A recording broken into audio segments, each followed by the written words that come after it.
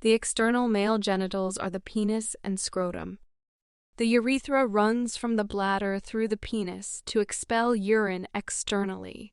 Internally, the male reproductive system includes the testes, the duct system made up of the epididymis and the vas deferens, and the accessory glands that include the seminal vesicles and prostate gland. Testosterone is a hormone that increases during puberty and is produced in the testes. Testosterone is responsible for causing boys to develop deeper voices, larger muscles, and body and facial hair. It also stimulates the production of sperm that fertilizes the egg of a female. See illustration above of the male reproductive system. All males are born with a foreskin, a fold of skin at the end of the penis.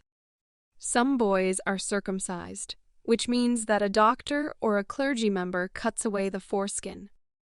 Circumcision is typically performed during a baby's first few days of life based on parental religious beliefs, concerns about hygiene, or cultural or social reasons.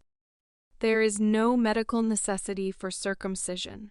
As men age, their prostate enlarges. Because the prostate surrounds the urethra, its enlargement often causes urinary issues such as the decreased ability to dispel urine, frequent urination, an intermittent stream of urine, and retention of urine in the bladder.